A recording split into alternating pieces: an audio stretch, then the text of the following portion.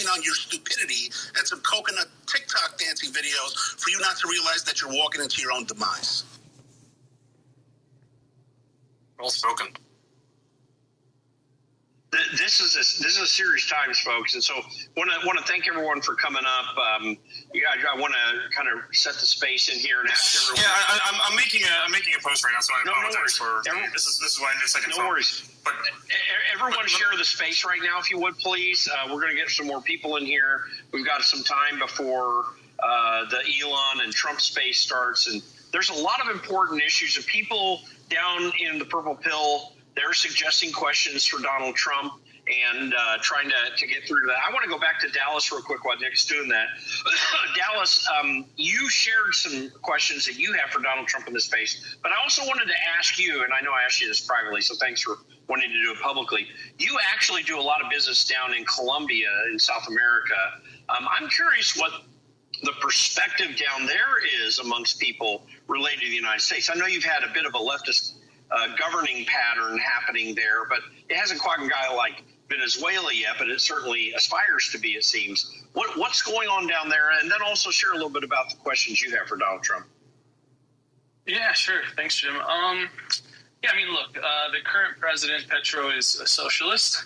Self-admittedly, it's not something he hides from, so that's bad. Where I live is in the state of Antioquia, Medellin specifically, which is certainly a lot more conservative amongst the states in Colombia. Sorry, I'm out of breath, just walked up the stairs. But yeah, look, like, Colombia doesn't have the same separation of states and states having a lot more individual power like we do in the U.S. And so... Did he cut out, or is that just me? Yeah, no, it's him. He cut out. It's okay. We'll get him back here. But in the meantime, let's go ahead and get we'll get Javon up in here. Javon Price, great to have you on the stage here. One of my favorite people to have on Spaces, Javon Price. We'll get you in here, but I do want to say real quick here.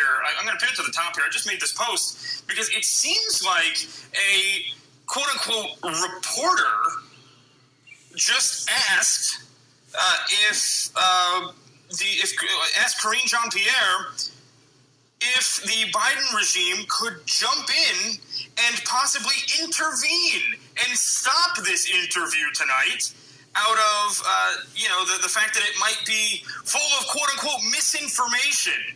Is it just me that terrifies the idea that you have these people that are... Nick, they're not journalists anymore, Nick. They're fucking activists for the left-wing Democrat Party of this country. I've been doing this shit 32 years. 98% of these so-called journalists at all these damn networks, and especially the ones sitting in that little fucking room at the White House, are all activists. They need to take that title of journalist, reporter, news anchor off their title and call them what they are, left-wing activists. I mean... who the hell asks a fucking question like that wants to literally shut down free speech to millions of Americans on this is a company owned by a guy named Elon. He can do what he wants with his company. In the United States of America. We're talking about an American country or American company. That a fucking so-called journalist just asks the regime, is there any way the regime could step in to stop this from happening? Where the fuck are we living in 2024? You're not a journalist anymore, sweetie, when you ask a question like that. You're now an activist. You might as well go over to China or Russia. You'll fit right in with state-run media.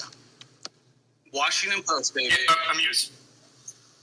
Yeah, it is the Washington Post, and it's exactly what you'd expect out of the Washington Post. I literally edited the post that I made that's pinned to the top there to clarify that this was a Washington Post quote-unquote reporter, because you know what? At this point, that's who you expect it to be. Okay, I don't understand why these people are continued to be called journalists. Okay, I don't call myself a journalist. I call myself a commentator. I'm not pretending that I'm not biased. These people are pretending like they're actually asking questions and that they're trying to get information for the American people, when in reality, they are mouthpieces for the DNC. We've seen it.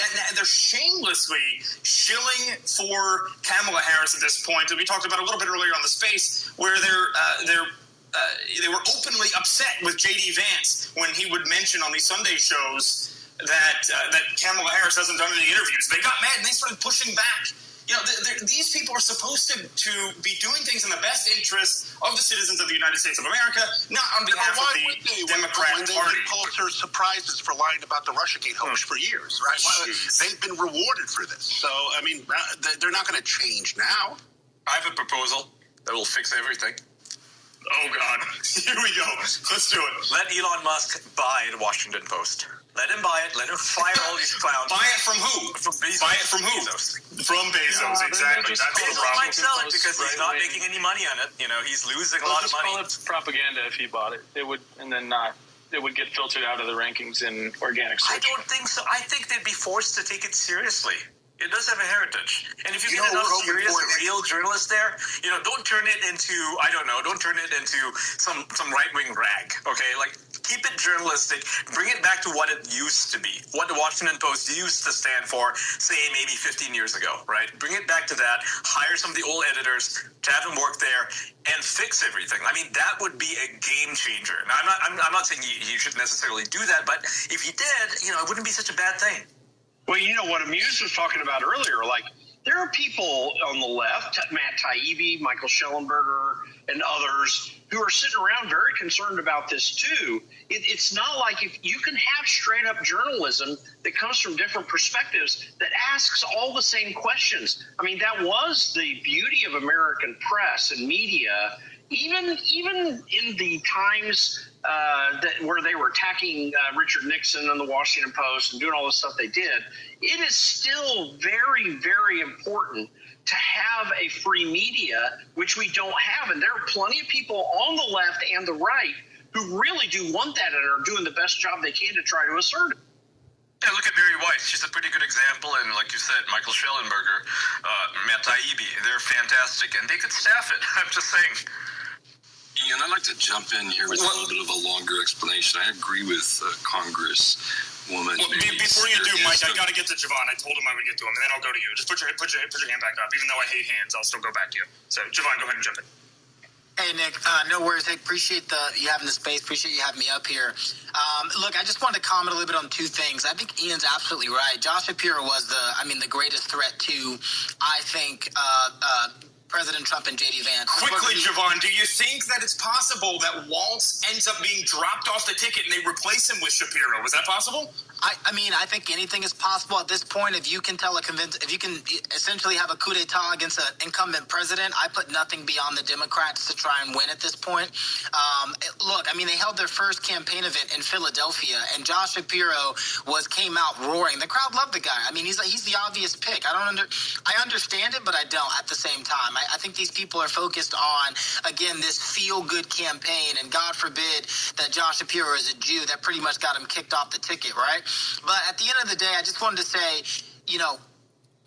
Tim Waltz, outside of my veteran status and how I feel about all that shit, if you just look at Tim Waltz, this guy is supposed to be some maverick for the Midwest. In his announcement speech, and up until this point, someone correct me if I'm wrong, I have not heard him talk about the opioid crisis. I haven't heard him talking about revitalizing American industry. I haven't heard him talk about bringing down inflation.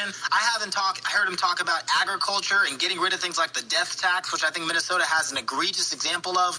This guy is literally a San Francisco, a California liberal running Minnesota. He cares nothing about Midwesterners, and I think it's laughable that when he tries to compare his Midwestern roots to someone like J.D. Vance, who spent his entire career in the Senate and outside of it really just trying to give back to his community. I think it's absurd, and I think he's going to be exposed. Last thing on this, on Tim Waltz, because I think, I've served, and that everything that's going on with that has pissed me off to the 19th degree. If you ask anybody who's ever served, I would argue 9 out of 10 of them will say what he did was egregious, it was wrong, it was immoral, and it's fucking illegal. You don't go out there and claim a rank that you did not hold. And not only that, you bailed on your men. You want to talk about a coward. This guy brags about starting a gay-straight alliance and abandoned his troops for, as they went to Iraq to go run for Congress. This guy talks about being an assistant coach, but doesn't talk about the fact that he wants to put tampons in the boys' bathroom in Minnesota. I don't know how else you can really frame this guy, but I would argue this is the most radical ticket in American history. And the more that we as conservatives can start framing it as this, because I will tell you right now, there is no veteran who's going to argue that we should put tampons in the males' dormitories, as we call them in the Air Force, or the male barracks. There's no veteran that's gonna say, starting a gay-straight alliance should be our nation's priority when, there's drugs just flooding the Midwest coming from China, through Mexico. This guy doesn't care about this country. And Kamala Harris, let me just say this, has no platform. So that leads me to believe he's either going to continue what Joe Biden has done, or she's going to run as Tim Walz's platform.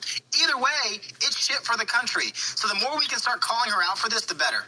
Javon, there's a better attack for Waltz on the trans issues. I don't like the tampon attack, even though I agree with it. The reality of the matter is he made his state a sanctuary court for spouses in divorce, where your husband or wife can run to Minnesota and you've never lived there, and a Minnesota court can decide if they're going to sterilize your prepubescent child for life. This man is a radical. He has the second highest corporate taxes in the nation. He has one of the highest state income taxes at almost 10%.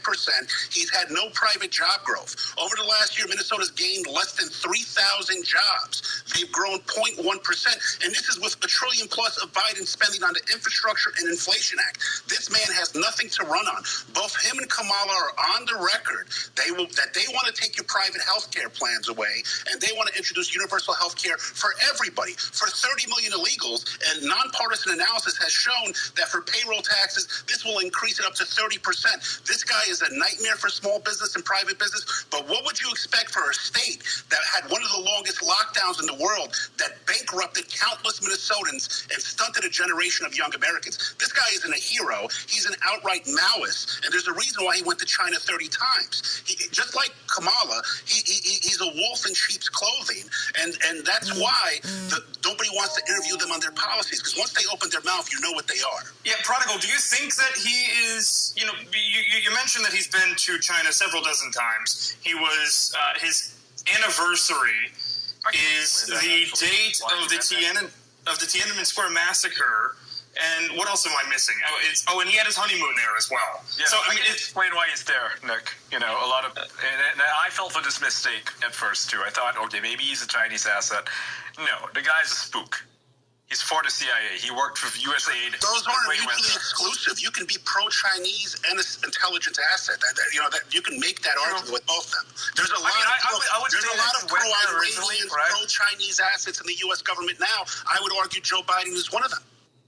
True. I mean, that's you can't argue against that. But I think this is the problem of being a double agent, right? Or just being a spook in general. Is you go native, and I think he went native, right? He went there as a spook. He went there for the USAID, which is the State Department. It's basically CIA, right? It's an op. But he went native, and I think he brought back that that communism that he had been indoctrinated with, the whole Maoism. He loves the idea of China. He brought that back to America. He brought that back to when he became governor. I think that's what really happened. Well, you see that in the slogan. They keep on saying "Joy, Joy, Joe." If you look at Mao's Communist propaganda, the words of Mao bring us joy. Yep. Joy is a very Chinese thing. It's not an American thing. It's not a European thing, that's sure. People here are really dour. But that's a good point, yeah. And Ian, let me just say this too. It's very odd. It's the Sinofication of America to Tim Walz. Well, and this is the problem, right? When you look generally, I mean, I'm a foreign policy guy, right? I mean, China is undoubtedly the greatest existential threat that we have to the United States and the freedoms that we hold dear. I don't think it's a good idea for us to have somebody who's essentially trying to emulate them anywhere near 1600 Pennsylvania. I mean, I think that's a security risk in itself, because I'm telling you folks, just based off of what I understand, open source and even some other stuff, I'm telling you right now, China is not playing. They have plans to move on Taiwan in the coming years, and I can guarantee if Kamala Harris and Tim Walz reach the White House, China will go into Taiwan, and they will drag us into the greatest conflict since World War II, easily. I don't mean to be repetitive, but I will tell you that Tim Walz went to work in China in 89 and 90 when Tiananmen Square massacre happened. And instead of being outraged, he went to visit the scene of the massacre by by the CCP. They brought him there to see it, and he came back not being upset, but embracing China. He felt like he was connected with them in a way that very few people are connected with the CCP. And so he got married to his wife. He married her on the anniversary of Tiananmen Square massacre. He did that because he saw that as some kind of connective tissue with the CCP. And so for the next 15 years, he worked with the Chinese government to bring American students to learn in China, to basically learn how to speak Chinese. So I'm telling you, this is not normal. You cannot, as an American, as an American non-commissioned officer, be able to visit China over 30 times, being paid by the Chinese Communist Party to come into the country and not have a connection. It's reminiscent of Bill de Blasio in New York City, who honeymooned in Cuba, right? I mean, these people are outright communists. I mean, they believe in the ideology. Yeah, this is definitely not stuff. This is not stuff they missed. This is what they want. Everything that folks in this space are saying about, well, you know, how could he have missed the stolen valor? I think I agree with Jim, Ian, Javon, that it's a total blind spot to them. They wouldn't consider to vet this guy for his valor or his honor, because that is not what they want in their candidate. And for them, the ties to China and the willingness to ideologically bend to whatever that ideology requires, that's what they want. Everything that you guys are listing off as a disadvantage is... Here's my concern on that. I think that this could potentially be just an attempt to run out the clock. All of these cultural issues and the campaign politics, I think they're distracting us from the most important issue on the table, and that's that free speech X and what the EU is doing to try and usurp the U.S. Constitution. Mike Ben Cyber talks about this. He calls it a transatlantic flank attack coming from U.S. intelligences to usurp our Constitution.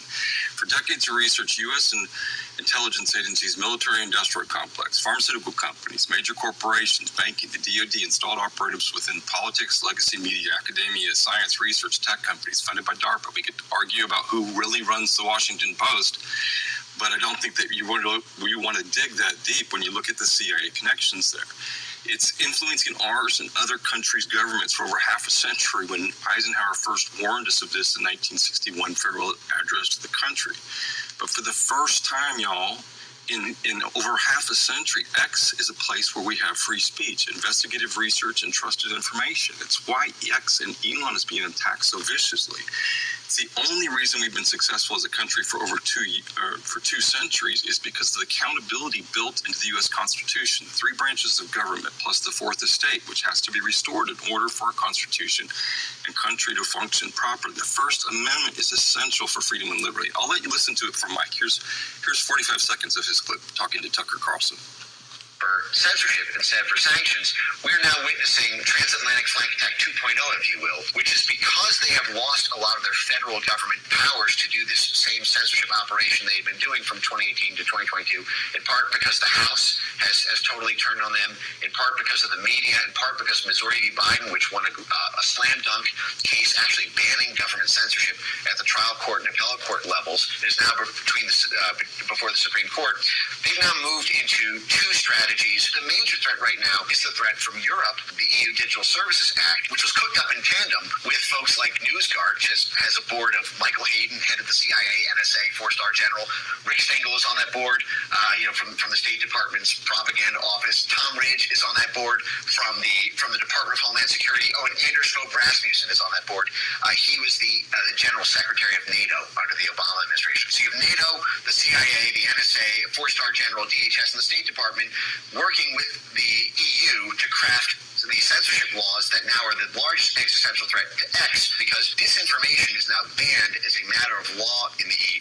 It's being weaponized. If we can go ahead and protect free speech, we can have all of these conversations. But the priority on the table right now is the First Amendment and protecting free speech. But you have to have the levers of power to protect free speech. That's why I agree this is an important issue. But you have to have, That's a cart and a horse equation. But I think free speech comes first. Win the election. If you tell voters in Midwest states, listen, they still elected Whitmer. Waltz is still in office. Some of the biggest COVID tyrants. In the end, the message should be, are you better off than 4 years ago? If the economy's stupid. All right, so we're at the top of the hour here at 7 o'clock.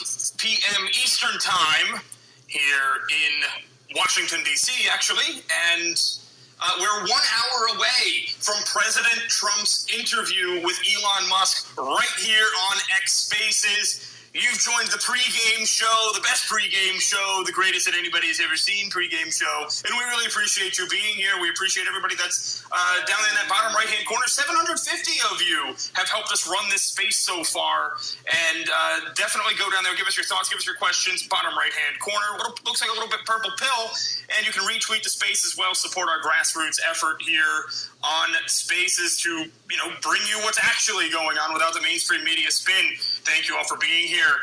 Also, it looks like, and there's a little bit of news here, just letting you guys know, it looks like a judge in New York has actually ruled against RFK Jr., who was trying to get his name on the ballot there in New York, saying that he's not a state resident. And, I'm not surprised by this, given that we've seen how the New York justice system has been weaponized against political opponents of the Democrat Party, especially President Trump, and they're worried that RFK Jr. is going to take away votes. They were locking up people during at Olive Garden. They didn't want you to shop and buy groceries for your family to survive during COVID. Does that surprise you?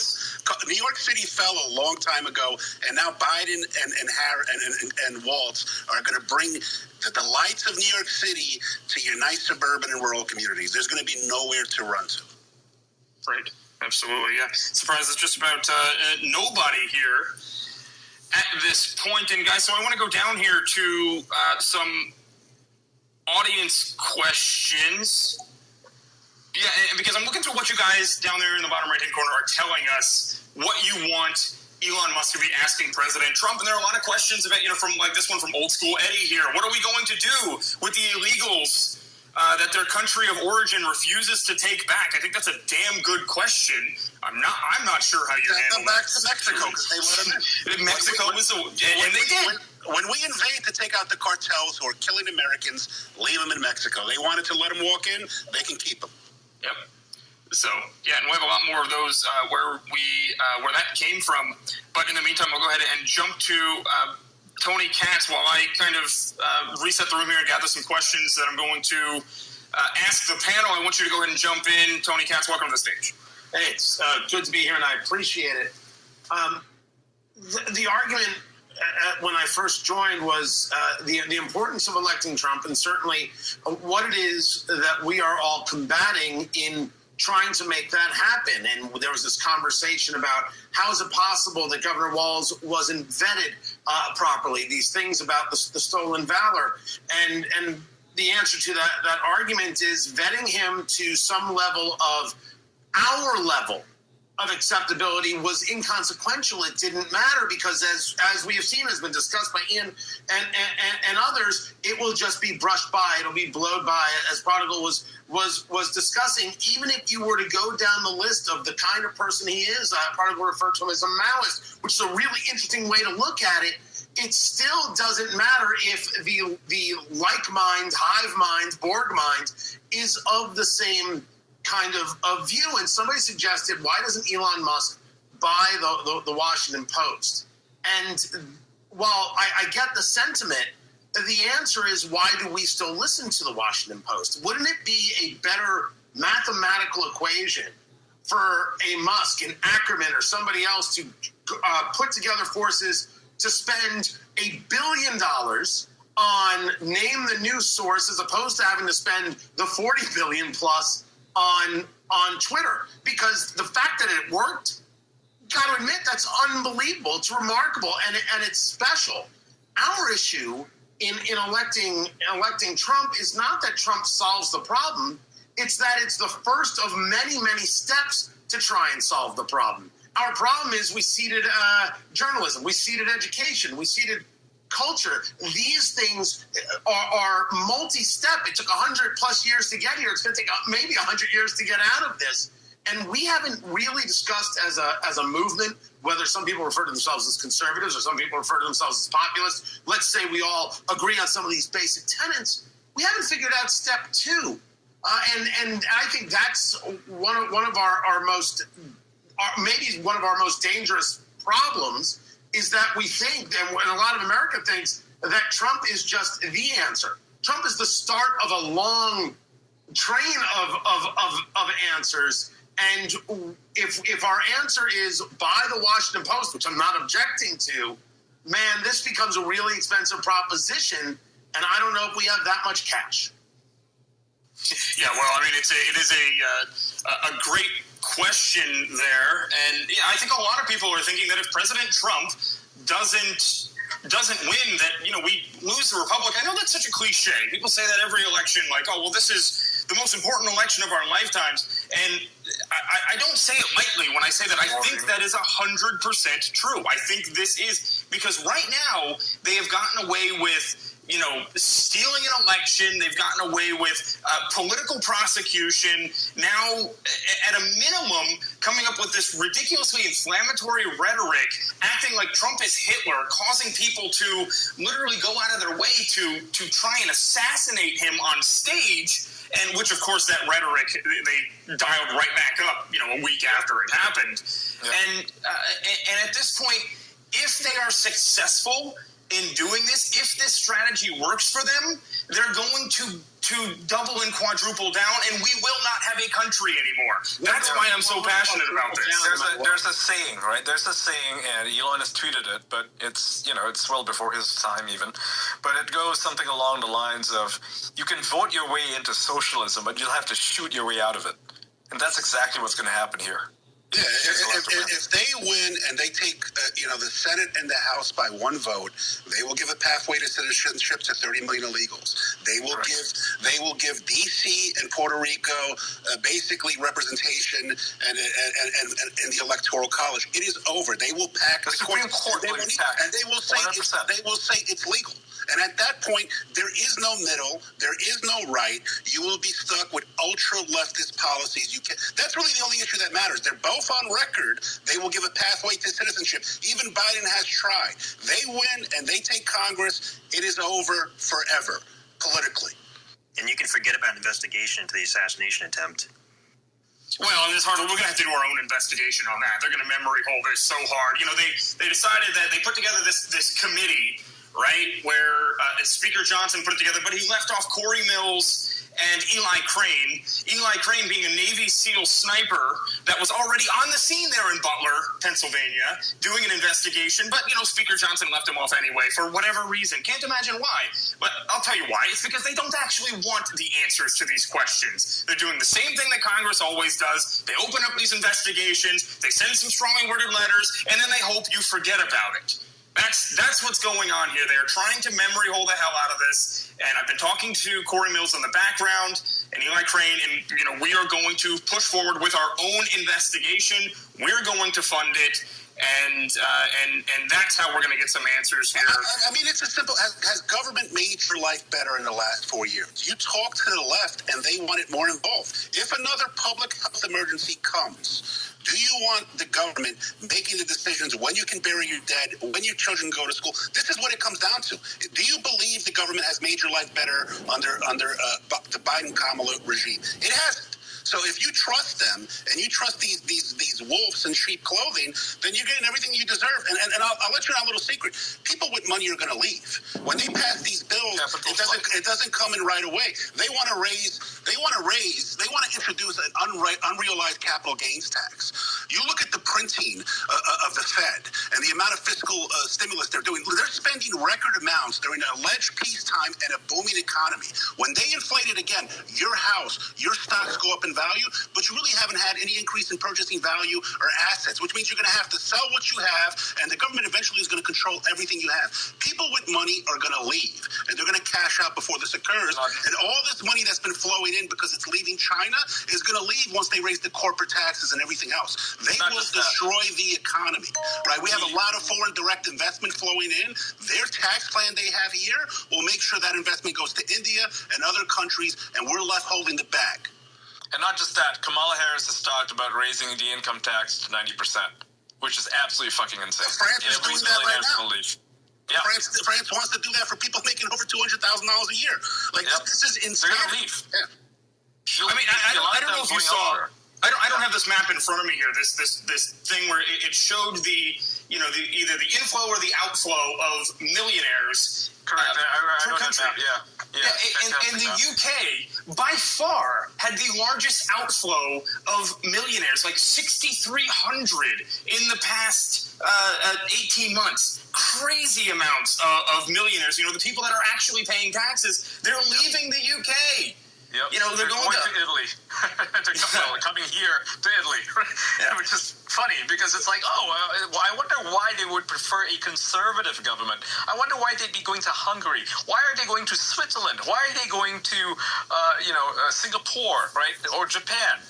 It's because, hey, nobody wants to live under a leftist government. Under a micro level, both California and you look at Minnesota, their tax base is fleeing. Walt has a surplus. Yeah, they're going to Florida. Next year, he has a $1.5 million deficit. Because, listen, money is going to leave. Money knows the trends before you do. By the time your taxes are increased, we've read the bills as they've gone through Congress. Right, X is leaving and is going to Texas. That's what's happening, and for a couple of reasons. Number one, it's all the crime, it's all the taxes. But number two, San Francisco has a really stupid law that basically says we can tax the crap out of every single financial transaction that your company makes. So, of course, they're leaving, right? And these are the kinds of leftist policies that are brain dead. They want to tax your cow's farts so you can't afford. That's right. This is who you're putting into power. These are not serious people. These are just you know what really bothers me about the left, right? So on the right, when we trust the government to do something, it doesn't matter where you are in the world, but when you trust the government to do something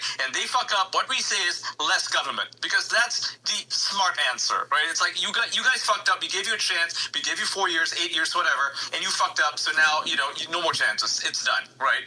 But the left is like, oh, you didn't do enough. You got to try harder. So why you got to have more government, and that's why we see. They have like battered Toronto, Seattle. They're just all going down the drain. Beating them, and they want more and more. You think the government is going to solve housing? You can never build enough housing if you let in 3 million illegals a year and 1 million legally. There is never enough housing you can build. Yeah, it's simple that's the problem with Canada right now. Canada is facing that problem, and Trudeau won't address it. Right? He will not address Pierre Poilievre in Parliament, who brings this up every single time.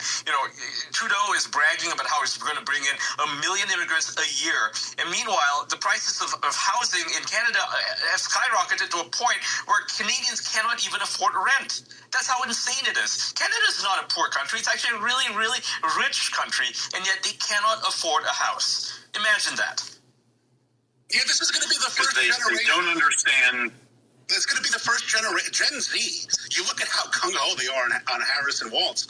You're the first generation that's going to have a lower standard of living than every other American generation. This is the first time in history your life expectancy is going down. Your household formation is at record lows. Housing affordability is at record lows. The government has screwed you between NAFTA. Prodigal, you're preaching to the choir, man. I'm a Gen Zer, and the only reason I was able to afford a home is because I signed up to serve. It is I got friends who graduated from some of the top universities in the country with really, really well-paying jobs. And guess what, buddy? None of them are homeowners. Not one of them. It doesn't help. Impossible. In less than 3 years, when you lose 25% of your purchasing power under, the That's Kamala what I'm saying, Biden. dude. These people have no plan to address these things outside of, well, we're going to tax you more and try to give that and redistribute that money back to you. It does not make sense. It doesn't make sense at all. At all. And, you have these things available to first-time homeowners like the FHA loan. Dude, people can't afford closing costs. And then when you buy the home, Prodigal, here's the worst part about it. They don't tell you about the taxes and the insurance that you got to pay that add on top of just your mortgage itself. So you factor all these things in together, and you may be buying a home for $2,000. Your mortgage might be $2,000, but your insurance and your taxes might run you an extra $700-800 depending on where you are. Some people can't afford that, man. If you're lucky, I'm in New Jersey. And by the way, average home values around the country, there aren't even a dozen states where you can get an average home value just a little bit over 100,000. You go to the East Coast, and you're talking about 400 or more thousand. for an average home value. If you go to the West Coast, I mean, you're getting up into the 800,000 range when you're in California. You know, and Jim, that kind of brings me to a question here, where I'm like, you know, I'm in the DC area here right now because I'm trying to get a place out here, as you know. Oh, actually. why? Just move to Louisiana. No, but I need a lot of friends, you know, who live in, or at least live in a coastal city, right? Louisiana. I can have Senator John Kennedy, you know, the most to Louisiana, to South Carolina, to Alabama. Yes, Alabama, you know, the poorest country, state in the union, right? and they're moving to all these places, and they're getting a lot richer. These places, like West Virginia, for example, used to be a place that you would just never go to, right? I'm going down with this shit. Now it's like West Virginia is actually seeing an influx of millionaires. A lot of people are going there now. I'm sure it's raising property values and all that stuff, all the good stuff, you know. But don't speak too highly of me, Ian. I'm just a Twitter guy. That's about. You should totally move to one of these places. I mean, like, the future is in Texas. Yeah, come to the Panhandle down here in Florida, brother.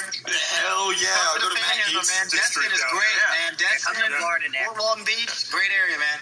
But I do want to. The reason that I bring that up is because I want to talk about the fact that, you know, you have a lot of young people that are, say they work on Capitol Hill and such, and the rent for a studio apartment anywhere close to the DC area is running you $2,000 to $2,500 a month, and young people cannot afford that. So that's what I'm saying. With illegals who can fill it up with 20 and pay cash, you're never going to beat them with your starting low minimum wage job. You cannot beat them. You just can't.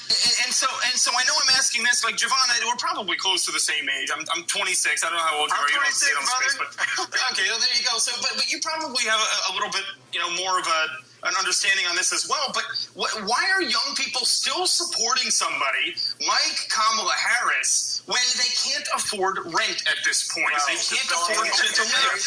It's very simple, Nick. 22. I know these people very well. Yep. The only reason they're supporting them, Nick, is because I'm telling you right now, if you want to be honest, a lot of younger folks live in a lot of these cities, and a lot of these cities are typically run by Democrats, and it's almost a feel-good campaign that these people run.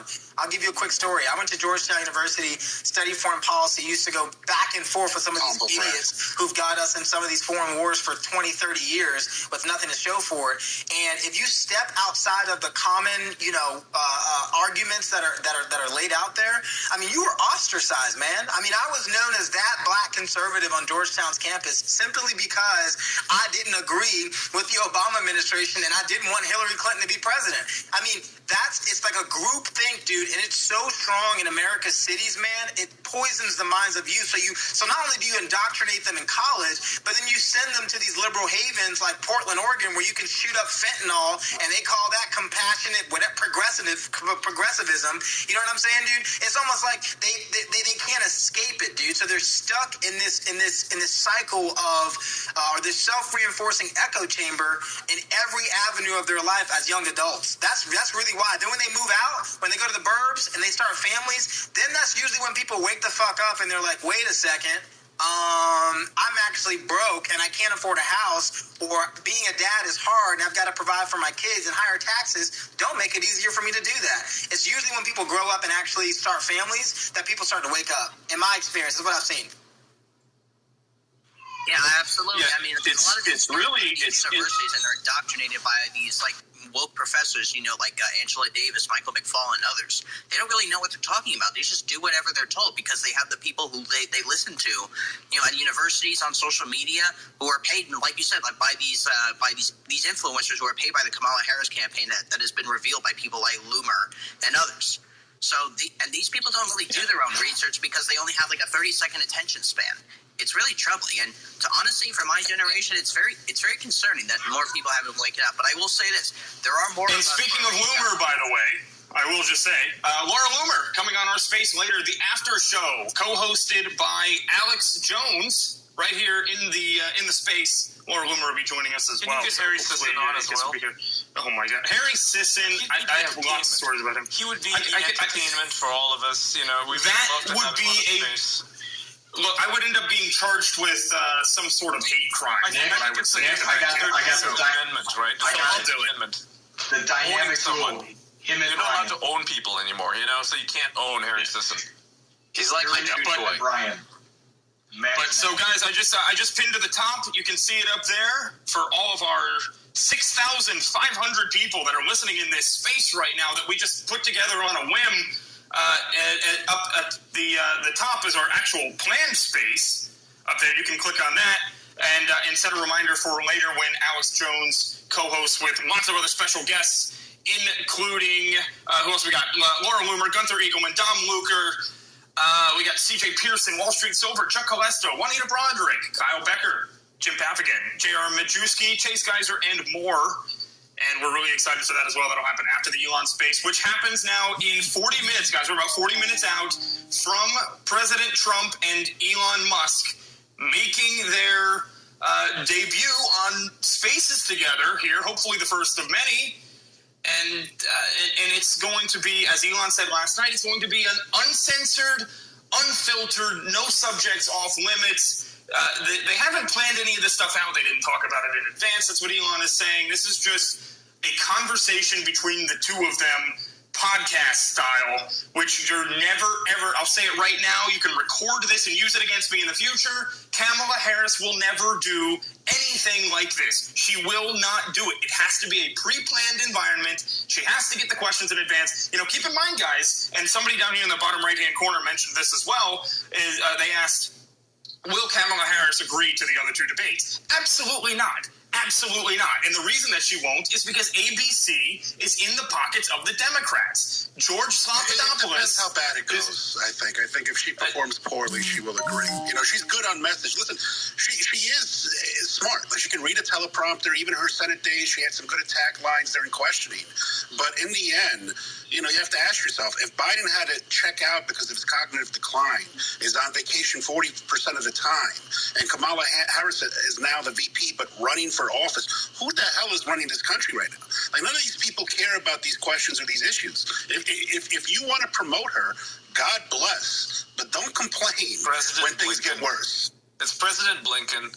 He's incompetent. It's got to be President Blinken at this point. The same guy. It has to be him. The same guy. Because Blinken and Vice President Mayorkas. Yep.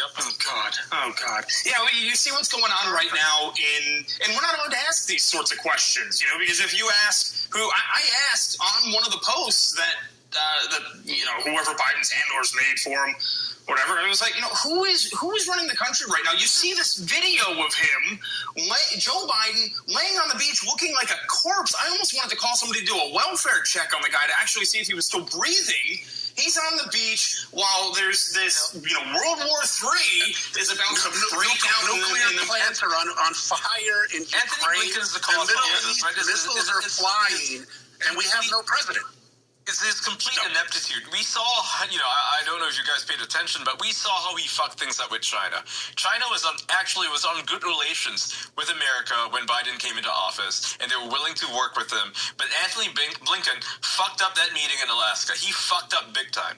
And China didn't even bother to send their number one. They didn't send Xi there. They sent a senior official, but he fucked it up with that guy too, right? So that's how it's been. And Biden tried to patch things up more recently. Didn't work out, right? Because their policies have been very anti-China to the point, to the detriment of American companies, right? They banned a lot of the American exports of semiconductors and all the stuff you used to make semiconductors. And what has that actually done for China or done to China? It hasn't set China back 10 years. They thought it would, but instead China has the technology. They're pretty fucking smart. They were like, oh, let's just develop our own semiconductor industry. And so that's exactly what they did. Or steal. I mean, Huawei is... Yeah, we don't know, right? Huawei either they steal it or they actually innovate it. It doesn't really matter at this point. Huawei is cannibalizing Apple's market share. I mean, right now what you have to realize is under Biden, 4 nanometer. Under Biden-Harris, the global economy, which has existed, is being split up into different spheres. You have the U.S. Western EU sphere. You have a non-aligned sphere with India, Turkey, etc. And you have the Sino-Russian axis. And now you're seeing with the Sino-Russian alliance that they are cannibalizing a lot of markets that were open to U.S. companies. So this is bad long-term for the U.S. This guy has destroyed the world, and people are championing Harris. She has to face face the consequences of these policies. If she's not for them, she has to say she's against them. If she's against them, she has to say why as VP she can't influence her president, who she claims to be close with, in the room whenever decisions are being made. So she's ineffective either way. That's why they will not ask these questions, because either she throws Biden under the bus, pissing off some Biden voters, or she has to admit that she is ineffectual, and if she couldn't do it as VP, either she agrees with it or she's inept, and there's nothing to expect that's going to be different if she's promoted for president. Not to mention that she's also complicit in covering up Biden's cognitive decline. Yeah. You know, one of the things that Biden likes to say, and he says this quite often, so I know it's true, right? He's not lying about this. He said that every decision that he makes, every big decision, he has Kamala in the room with him at the same time. So she's on board of every single... So that's why the country is going to shit. All right, that's the answer I needed. Okay. It's like, okay, like, just to bring up the Russian sanctions, right? They sanctioned Russia. They thought that they would bankrupt Russia, that the ruble would, you know, would decline in value to the point where it's just worth absolutely nothing. Instead, the opposite has happened, right? Inflation has dropped in Russia. And all those American companies that left Russia willingly, they didn't have to at first, because the sanctions only affected military stuff at first, right? It's only more recently that affects everything else. All those companies that left, they left all their stuff behind. They basically sold it for pittance. And guess who came in? Russian companies came in, and Chinese companies, right? China filled up all of their fashion, you know, like for instance, Nike and Adidas and all the American companies like Under Armour and so on. All their stuff got sold to China, and China's now filling in the gaps. And the Russians are more than happy to buy Chinese products because guess what? It's made in China anyway. Every American product is made in China anyway, so the quality is the same. Quality is exactly the same, except it's cheaper. And you know, they're buying it from a country that's actually friendly to them. If you look at ads in Russia, you'll see that they actually incorporate a lot of like Chinese women and Chinese men in their dating ads. It's actually kind of funny. Like they're allowing that. I mean, they're not racial purists by any stretch of the imagination. I know some people like to imagine Russia as this ethno-nationalist thing. It's not. You go to Moscow, and like 30% of the population there is Asian. You know, that's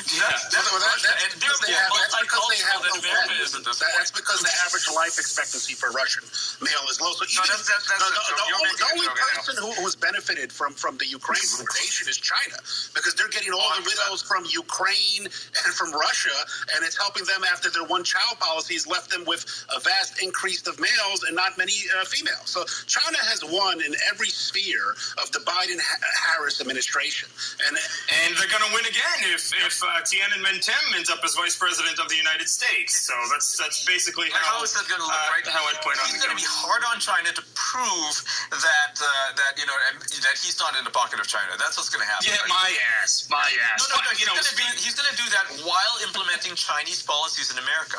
It's going to be a backwards sort of thing, right? Because these are the Democrats. They like to prove, they go above and beyond trying to prove that they're not the stooge of whatever people are saying they are, and instead they do something like the complete opposite, to the point where it's ridiculous, right? Like Biden was accused of, colluding with China. So what does he do? He does the whole semiconductor ban. And has that worked out? No, it hasn't worked out. It had the opposite effect. It's bankrupting American companies that rely on Chinese manufacturing. China's like, well, fuck you, right?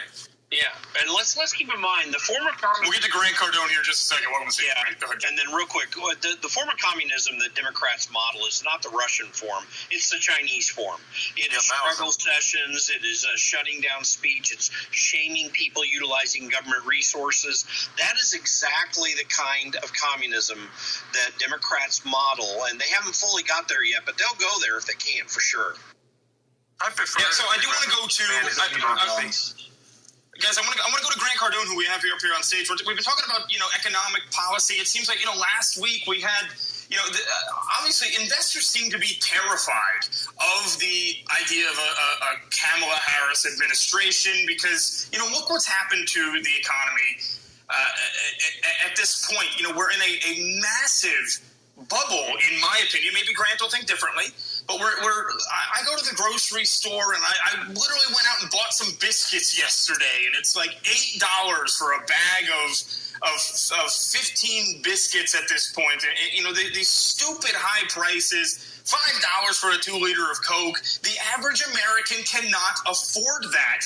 But Grant, at what point does the economy pop? I mean, are we on the brink? Are we going to end up possibly seeing a recession by the end of the Biden-Harris term here? And, obviously, if we do, that's going to be really bad for Kamala. But, is it her policies? Is it, not that we know what they are, I guess, just from what we know in the past. If, she hasn't said any. We don't know still what her policies are. But based on what we know about her so far, is this kind of stuff going to blow up the U.S. economy? Can we go that far to say that? Grant Cardone, welcome to the stage. Yeah, hey, thanks a lot, guys. Appreciate it. And I was curious as to what Elon's first question will be to Mr. Trump tonight. But look, I absolutely believe not only will there be a recession, we have been in a rolling recession across middle America for 3 years now. And they just keep hiding it with the economic numbers, job numbers, all this, just like the campaign and Joe Biden's health, all this we've been lied to. So any of these economic numbers you guys are seeing, there's 7 companies in the AI space that have basically floated the entire NASDAQ and stock exchange, S&P 500, of which over 50% of America doesn't even participate in those wins or gains. Real estate prices are being crushed nationwide. Rents have softened for the last 6 months. The Fed will not acknowledge that. Mortgage rates are at the greatest disparity over rents, almost double in this country, making housing completely unaffordable. Credit card debt, I could go on, man. The statistics are crazy. Credit card debt, the highest levels in history, the history of plastic, at the highest interest rates ever. 1/3 of Americans are holding a second job to try to pay their bills.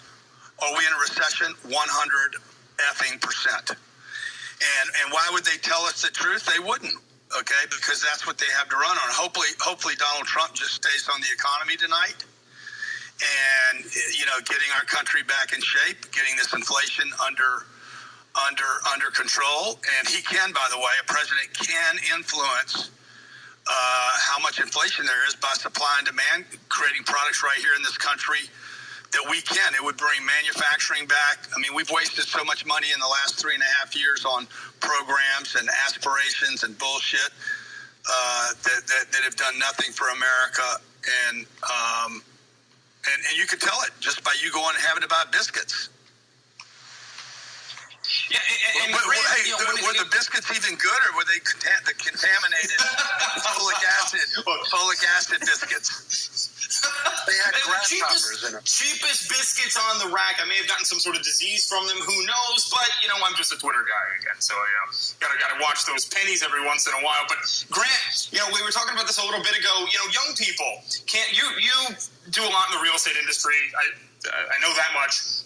And you've seen what prices have done all over the country, and it's not as much affecting older folks as it is younger folks. What is it going to take for them to realize that these Democrat policies that they continue to vote for, and people like Kamala Harris and Joe Biden, what is it going to take for them to realize that they're at fault for this, that Joe Biden, the Democrats, Kamala Harris are the reason that these young people, Generation Z, are not able to afford housing at this point? What is it going to take? Because they're ignorant, bro. They're ignorant, and they've been made ignorant. We don't teach them anything in school today. For the last 30 years now, we have been, indoctrinating our kids with information that does not make them financially literate. We're making people stupid. We're medicating our food supply. Speaking of your biscuits, our food supply is dumbing people down. We're over-medicated, and we have a dumb population of people now. They believe headlines. They don't do research. They do a Google search. They don't understand that Google's being controlled. Whatever messaging you get is being controlled by the Google searches. You can see that. All you got to do is search Donald Trump, and you're going to see Kamala come up. Yeah, and that's a good point, Grant. Do you think that, we've been reporting on this for about a week and a half now, I would say. Muse has been a big player on this side as well, drawing awareness to this. But it seems like, people are maybe starting to wake up and seeing that, Google blatantly, you search for Donald Trump and you get Kamala Harris, and it was called out right here on X, which would have never been able to be done a couple of years ago when it was still under the woke regime of Twitter 1.0. But is this helping to wake people up? Is this going to change minds in this election enough to, the point where the brainwashing that the Democrats take part in may not be as effective this time? Are people waking up? Wow, I asked that entire question and he glitched out at the end. Nobody's waking. This isn't new, Nick. People here can do a simple Google search. Gmail, which is one of Alphabet's subsidiaries, have been purposely. If you look at election cycles, they're putting all GOP and conservative fundraising emails into the spam filter. This wasn't occurring with the left or with the Democrats. I mean, they don't care. These are people. If you give them a viral TikTok dancing nurse video or a coconut video, will walk into the abyss to their own demise. I mean, listen, it's a different generation. When we grew up, if people zigged, we zagged. These are people who wait online for the newest iPhone 3 days in the rain. They are a bunch of sheep, and they don't realize that the people they're supporting don't give a damn about you. Don't trust their words. Trust their actions. And look no further than San Francisco, which is basically bankrupt. Look at California. Look at mini Mogadishus throughout Minnesota. These are people who don't give a damn about American citizens. They care about illegals. They care about their campaign donors, multinational corporations, and sexual degenerates. If you're one of those, you should vote for them. But if you want to have some independence and ability to make a family and form a life and have some discretionary spending, you need to wake up and look at what actually these policies have been doing to your life. To trust somebody who's been in the number 2 chair this whole time to fix the problem she let happen is a lie. And I'll end with this. This is an administration that lied for 3+ years about their ability to stem the flow of foreign hordes invading the U.S. A lot of them illegals, a lot of them we don't know who the hell we are. We see on news reports throughout the U.S., many of them are committing crimes, rapes, sexual assaults, robberies. They waited 3+ years before using executive orders that have brought down these hordes of illegals down to 60%. So this is somebody who lied to you. She's going to fix the problems she knowingly allowed to occur. You have to be completely an idiot to believe this. I can give you some hope. If you guys listen to the All In podcast with David Sachs and his crew, the Besties, these are, far left, Silicon Valley types, obviously not as much or not as far left as they first started out. But these guys can give you hope. I mean, I think if you listen to that podcast, you listen to how they're covering what's going on in the tech community and how the thumb is being put on the scales against conservatives and for Democrats, I think you could have some hope. And even Jason Calcanis, who I've known for many, many years, he is a far left guy, but even he is moving to Texas because he can't take it anymore. So I will tell you, there is something happening. It's not going to be fast. It's not going to be fast enough for most of us, but I will tell you something good is going on. And in the tech community, we may have some hope. And it is not solved, but it is hope. Yeah, and Amuse, you're exactly right. In fact, of course, David Sachs is kind of center right. But even Chamath, you would have put him fairly far left a year or two ago.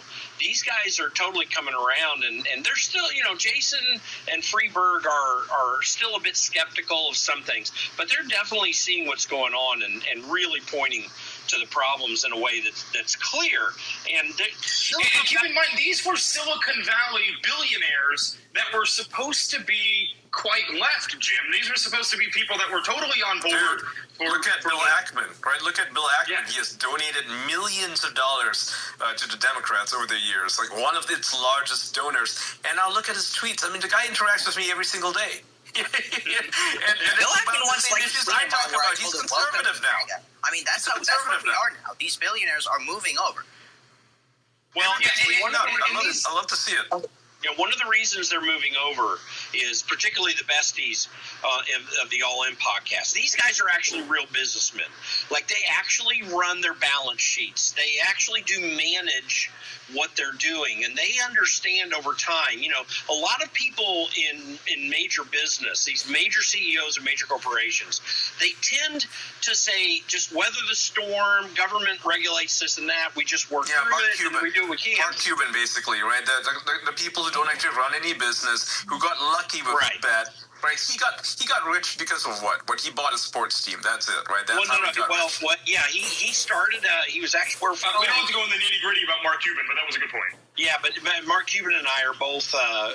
We both went to Indiana University. He just wanted to broadcast Indiana University basketball games for broadcast.com. He had an opportunity to sell that and became a billionaire. Yeah, and this is a guy that's not quite the same way. Whereas David Sachs and Freeberg and Jason Calacanis and Chamath Palihapitiya, these guys actually have to run balance sheets. So what they say to themselves is, listen, we're just going to weather the storm. We're going to do what we need to do. They've always kind of had the attitude of, listen, government has a place. They need to regulate, and they just kind of work through it. It's gotten so out of hand that even left-leaning people in San Francisco are finally saying, we can't do this anymore. It just does not work. Listen, Cuban doesn't care about working class practices they were bullied into having to adapt to. He's got Adelson, who bought his portion of the team, that's going to introduce casinos into Dallas. Listen, I've seen Atlantic City. I've seen Detroit. Whenever you think a sports team or a casino is going to turn around a city, it never does. So he really doesn't care about the working man,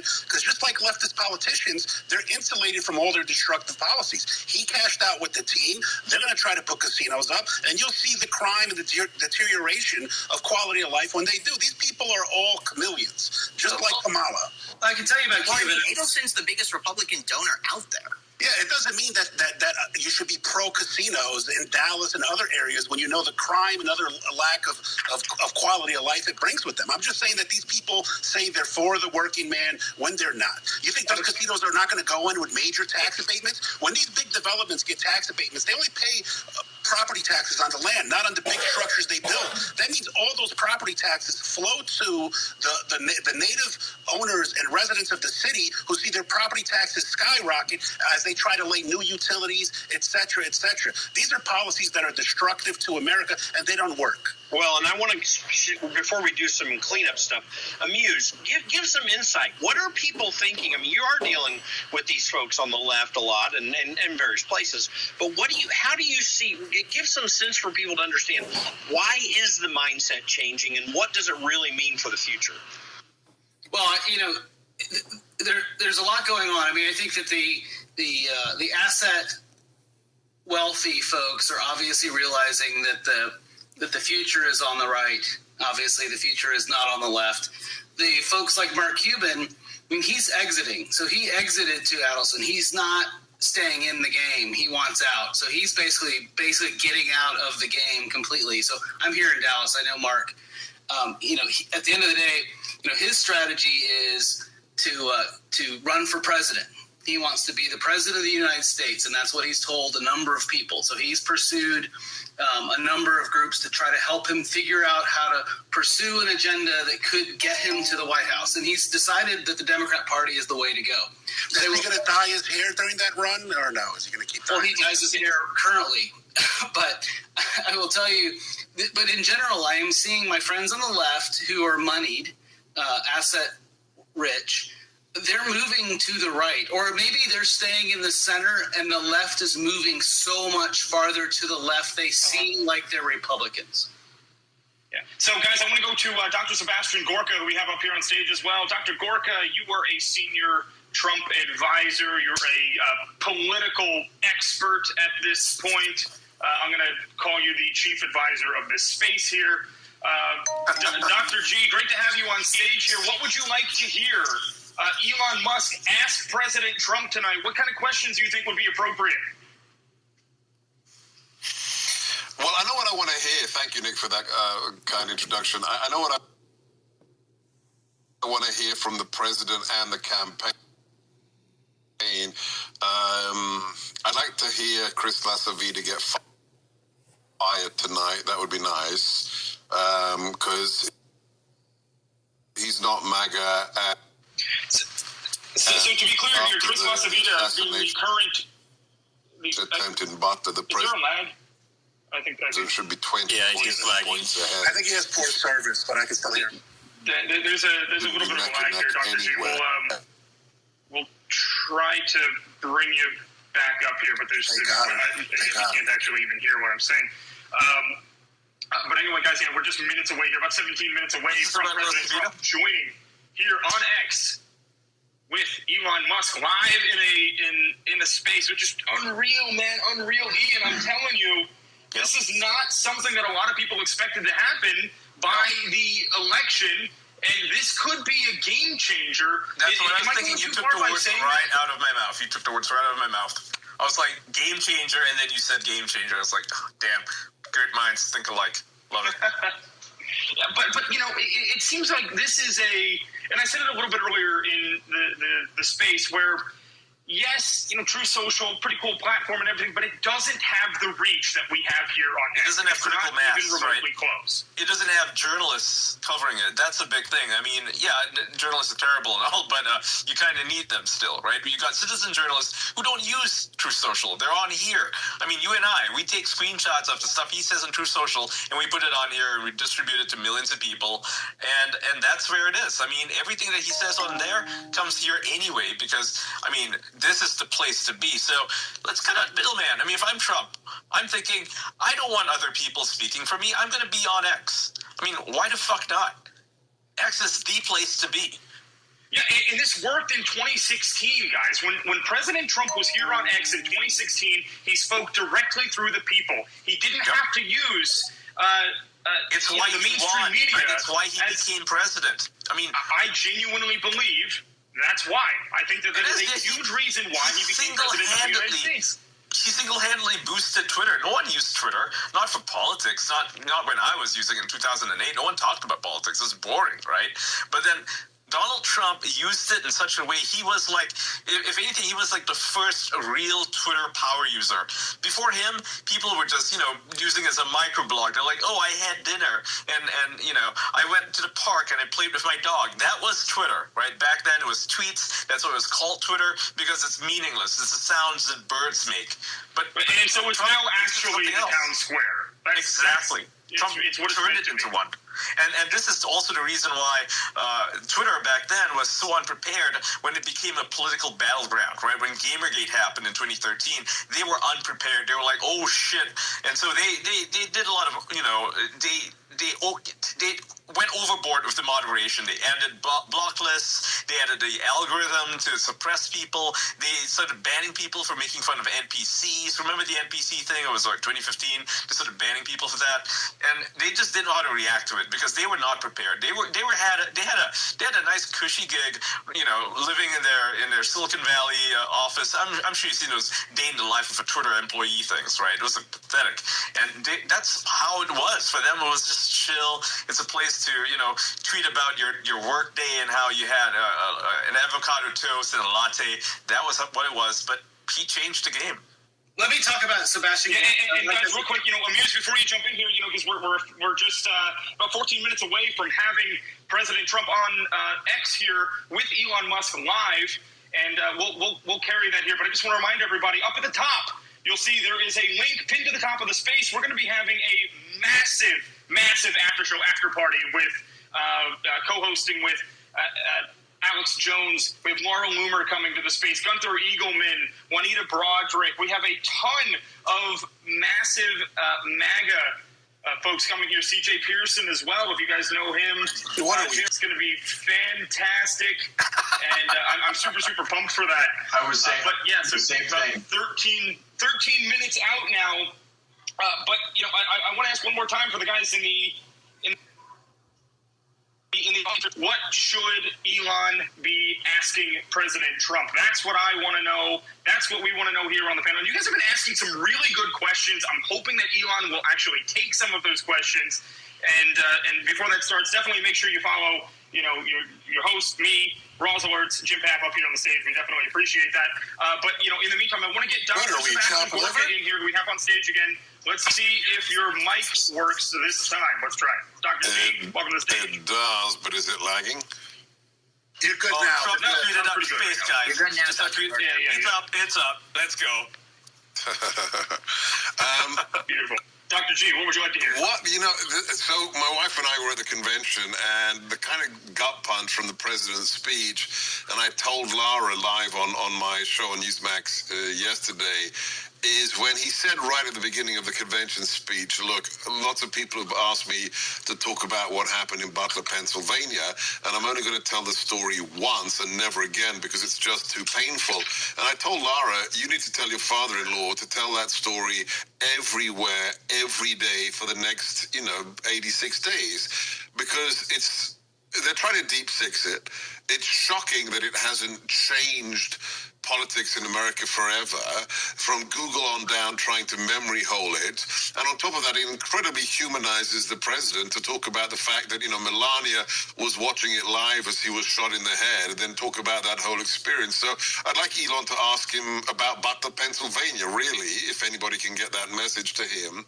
And then I want the president to do the same thing for the next 86 days and stop.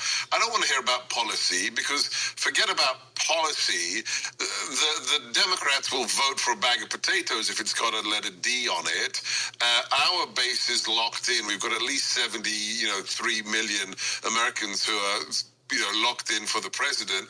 Like every election, this is going to be one in the middle with the independents, with the undecideds, and we don't have time for policy. You talk about three things, kitchen table issues. You talk about the border, the issue that got him elected the first time. You talk about crime, which is, of course, intricately linked with the first one. And the most important of all is just quality of life, quality of life, quality of life. So, ask what the president tweeted. Was it yesterday?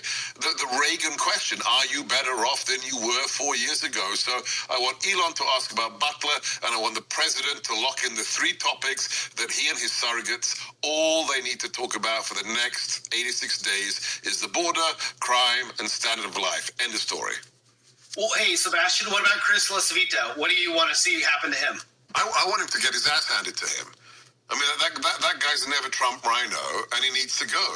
The fact that he can't leverage the sympathy and the shock from Butler to have the president 20 points up in the battleground states, I mean, just can him now. Yeah, but what does that mean when we're awaiting President Trump and Elon Musk to join to start, speaking and having dialogue, and we'll bring it to you and let you know as soon as that happens. It's starting now. They're setting up. It's just silence. So they're setting up. So we'll give it a few more minutes. But Chris LaCivita being, a shakeup like that so close to the end of the campaign here, is that not a little bit worrying to you, Dr. No, not at all. Look at 15, look at 16. I mean, look at Manafort, Corey, and Bannon. I mean, this is what happens, right? When you've got a problem, you ditch the guy and you go for the win. When Steve took over, President Trump was 16 points down thanks to the Access Hollywood leak, right? 16 points down. You bring in somebody like Steve, turns it around. So, no, absolutely not worried about it. You need somebody in there who's a real pro, like Corey, like Dave Bossy. You need somebody who's MAGA and who has the interest of the president. Right now, and I'm not going to go into names, but the hardest of hardcore MAGA higher-ups who've been warriors for the president have stood by him in courtrooms, in the press for the last, 3.5 years of being shut out by LaCivita, right? And that's just wrong. The people we can trust are the kids and everybody who has proven themselves as, warriors for the president in the last 8 years. And those people need to be in charge. End of story. Yeah, and guys, we are awaiting President Trump and Elon Musk to begin speaking here. So as soon as they do, we'll let you know. We're monitoring here in the background, guys. But in the meantime, I want to go to Ivan Raycon, who we have up here on stage as well. Ivan, welcome to the stage. What's going on, man? Hey, Nick, thanks for having me. Thanks for hosting this. Fantastic. Sebastian Gorka is absolutely right. LaCivita is the biggest threat internally for President Trump, and because of his relationship with Kevin McCarthy. And so as we observe that, I think Kevin McCarthy is going to dangle his congressional leadership fund to basically say, you either take me in as chief of staff, and if you don't, I'm going to guarantee to fund the Democrats to win the House. And then Jamie Raskin on January 3rd is going to go ahead and file his draft resolution labeling Trump as the 14th Amendment Section 3 insurrectionist that they've been trying to do. So that's something, it's almost like a blind spot that needs to be addressed immediately, I think, after tonight. But thanks for having me. A question that Elon Musk should ask President Trump is, what do you want me to release within my Twitter files holdings that I haven't released yet? That's all I'll say. Yeah, absolutely. And I think that there are, we're talking about Twitter having tens of thousands of employees before, most of them being, woke people that were operating on behalf of the intelligence community for the longest time. Right, because the number 2 lawyer at Twitter, Jim Baker, was the general counsel at the FBI during Crossfire Hurricane who authorized it and then moved over to Twitter 1.0 to cover all of it up and then facilitated the whole censorship regime with their contract company known as Reuters. I pronounce it Reuters. And then that... I hear people calling it Reuters. Yeah, Reuters. Is how I pronounce it. Anyway, they were the one that basically was the fact checker on behalf of Thomson Reuters, and the CEO of Reuters, James Smith, is on the board of Pfizer. So then you can see why everything on Twitter was to promote the Pfizer fail and products affiliated with it. Meanwhile, they dampened out and deleted anybody talking about the unsafe and ineffective nature of those products. That's just one category of what probably Jim Baker discussed and censored. One last thing I want to say is real quick. I had a 5-hour meeting with Matt Taibbi 2 weeks ago, and in that conversation, as we were kind of discussing, I call it the mother of all Twitter files, he asked me who should they look at, first and foremost, and it's going to be Jim Baker, hands down. He's the keys to everything. And then number 2 is I think it was James Baker that said to the Twitter files authors that you cannot go into the direct messages of user accounts. I wonder why. So maybe Elon can peek in there and start to unravel the entire cabal in the court of public opinion on X. Yeah, and we're currently we're currently monitoring, waiting for Elon Musk to join up and see. But in the meantime here, let's see. Hang on one second. Yeah, the Washington Post apparently did not get their way to stop the interview between President Trump and Elon Musk. Yo, Nick, apparently Joey Manarino, whatever his name is, apparently he's in Europe right now and he's getting a thing that the space is unavailable. Really? You gotta be I just sent it to you. Well, who could imagine that? What did they not want to get out? Thierry Burton.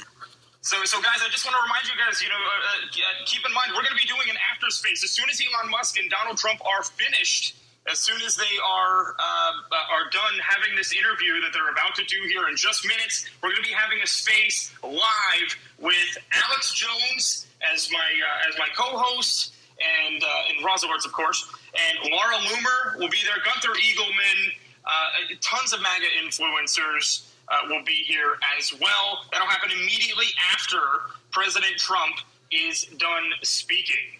So, so we're probably about 9 o'clock Eastern time, maybe 9:50 Eastern time. Make sure you set a reminder up at the top. Do you know how long the interview is going to be, or is it 30 minutes, an hour? No, it doesn't seem like they really know. So, but anyway, we'll find out. But anyway, guys, so that's what we'll do. You definitely want to join back after that. If you look at the top, there is a pinned post that you can actually set a reminder for, so you get an alert once we start that up here. But you're going to stream it into the space, correct? So we don't have to leave? Yeah, sure, maybe. Yeah, that's what we'll do. Maybe that's what we'll do. But anyway, let's see. I don't know if it's going to. I'm trying to see how I feel about this. Like, are they going to? Yeah, spaces have been notoriously glitchy for the longest time. This thing keeps the details pop up, Nick. Then they go away. The details pop up. Then they go away. Is that happening for you too? I mean, I'm on with my account just fine. I think you just have to refresh the app. If you want to jump in, it sounds like they're having some problems here getting it launched. Yeah, it may have just crashed actually. Yeah, we're trying to monitor this at the same time. Our space has been pretty stable. I'm very anal about every sort of move I make when hosting a space here. Ours is still stable. It looks like theirs is on the it's not working. A lot of people can't join the space, especially in Europe. Apparently, there's some issues out there as well. What's going on, Jim Paff? Hold on, I got him with me. He's here with me right now. What's going on, Jim? Well, you go in, and then you start, it shows, and then it crashes. Yeah. And then wow. Yeah. Okay, yeah. So there are a lot of glitches on the Spaces end for anybody trying to join the conversation between Elon and Donald Trump, which has not actually started yet. They have not started having a discussion at this point because they're trying to work out the kinks. And we're going to keep everybody posted on how that's going. I really want this to, and you know, I've said as kind of a joke, and a lot of us have said it as a joke, is that this space is going to end up breaking the internet, and maybe it will. Maybe it's going to end up breaking the internet here, but and spaces in general. But as soon as that space starts functioning, we'll let you guys know. Because as of now, it ain't working. You know, let me guys know in the bottom right-hand corner if you guys are having trouble, you know, even seeing. I mean, it's weird because I'm on. Ours seems to I'm on with my other account, cameras, and it's just fine. So I'm just in the waiting room. It seems like Donald Trump is just playing the space music at the moment. Space music. Yeah. Yeah, I'm really hoping this works out because this is a not just a game changer for President Trump, it's a game changer for X. It's a game changer for X. If this is successful, if they can successfully hold an interview, the largest in the history of X by far is what this will be, then you know it'll be a game changer for both President Trump and the platform. The media wants so badly for this to fail. And I'm hoping to God that doesn't actually... Yo, I can't get in on my other account. I've tried like 25 times. Yeah, it's I'm trying here. I can't get into it on my laptop. That's disappointing. But, you know, this was done so last second, guys. This was done so last second with them. Planning this out. They had like 5 days from when they made it publicly anyway. And spaces were just not... We've had problems where... We start hitting glitches when we hit about 10,000 people in the room, usually. And this, we're seeing it immediately shot up to 125,000 or something. So I'm not surprised that they're not currently able to get this space launched. And like I said, we're monitoring it. As soon as it does work, I will let you know. I'll be the first to let you know. There are several of us up on the panel that are trying to...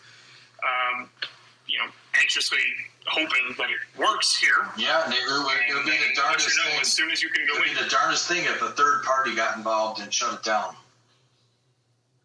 Well, you know, we saw this last week where it came out that the Trump campaign was saying that Iran had hacked into their internal communications and had retrieved documents. Yeah, I mean, I wouldn't go that far. They had this issue with the DeSantis launch campaign, too, on Twitter, and this is going to be much bigger than the DeSantis launch. You know, it is what it is. Yeah, but to be fair, you know, to be honest with you, Prodigal, this is not a difficult... It's not a difficult thing to crash a space. People try and do it to me all the time, constantly. I'm not going to name any names, but some people try to crash my spaces, and they're successful many times. And so it's not. It definitely wouldn't be difficult for a nation state to do that if Twitter or X didn't have the ability to scale up as quickly as they wanted to, if they don't have the bandwidth and such. But right now, I don't know exactly what the issue is, but as soon as it hit 100,000 or 120,000 people, it immediately started dropping back down to 60-something thousand. And people, you know, I have Jim Paff, who's actually here with me right now. I'm watching him trying to join that space, and it kicks him out immediately. He tries to join and kicks him out. So maybe I got lucky then. Yeah. Yeah, well, I don't know, but I'm hoping this works out. You know, as soon as it does, like I said, I'll let you know, and we'll. It's still doing. Hold on, yeah, Jim. An update from Jim Paff here. Yeah, it's still doing the same thing. Still doing the same thing. Yeah. Yeah, and people tweeting right now. We just got Fox News' Bill Malugin just tweeted out. I cannot get in to the Trump-Elon interview. Says space not available. Anyone else? That's pretty much what it's saying to everybody. That's what people are reporting down in the comment section as well.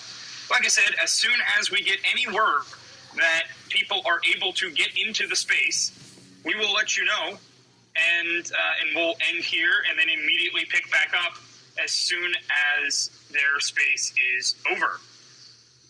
which probably will be about 9:15, 9:30 Eastern time. Set a reminder up at the top. It'll be co-hosted by Alex Jones and Laura Loomer, and a hell of a lot of other MAGA patriots.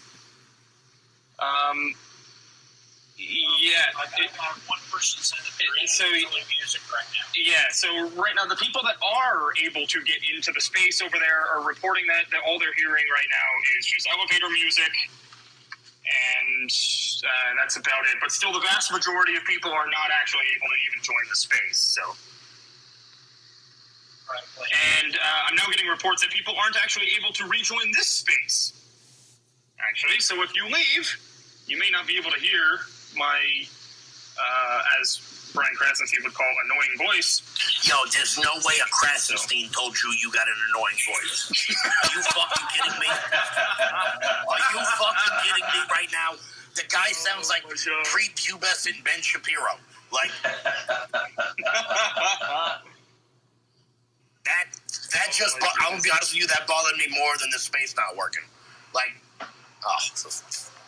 Listen, the truth is, I've said it once and I'll say it again. I'm at peace with however this election ends. You can lead a horse to water. If Gen Z and, certain demographics want to vote in Harris, I wish you well.